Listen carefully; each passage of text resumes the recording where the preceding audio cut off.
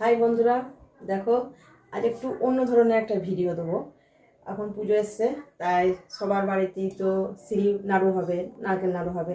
তো সিঁড়ির নাড়ু তো সবাই মানে কেউ ভাজে, বাড়িতে ভাজে, আবার কেউ কিনে করে।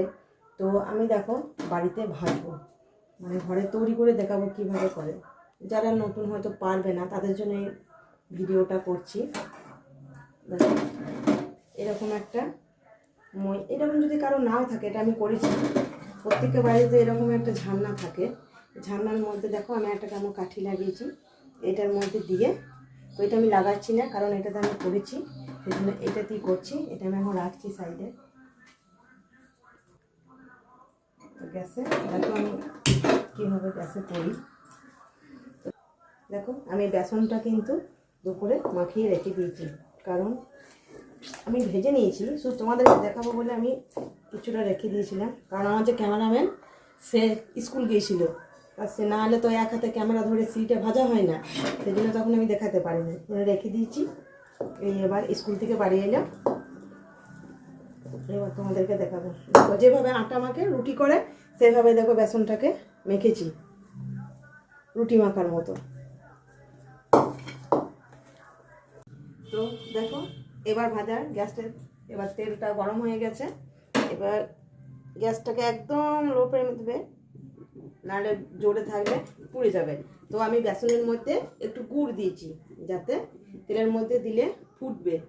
আর গুড়টা যদি না দেওয়া হয় তাহলে ফুটবে, গুড় দিলে ফুটবে না। তো দেখো আমি কীভাবে ভাজছি।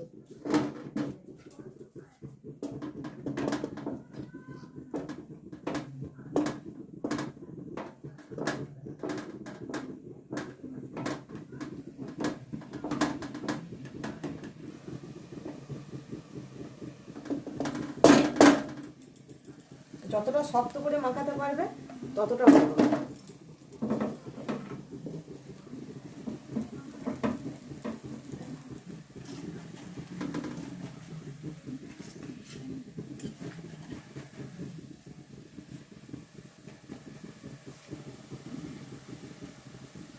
দেখো কি সুন্দর হচ্ছে, দেখো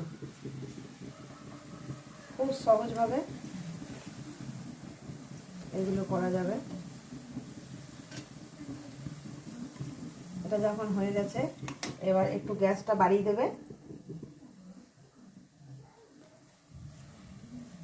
হ্যাঁ দেখো এবার কেমন হয়ে গেছে।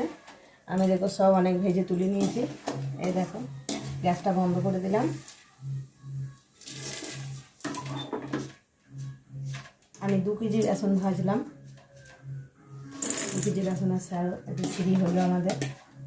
আমি সব দুপুরে ভেজে নিয়েছি, শুধু তোমাদেরকে দেখাবো বলে একটু রেখে দিয়েছিলাম।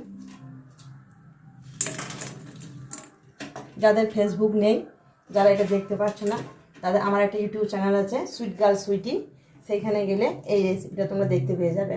তো আমার তো সবাই ফেসবুকের বন্ধুরা, তোমরা তো সবাই আমার বন্ধু, আমার ফ্যামিলি হয়ে গেছো, আমার পরিবার।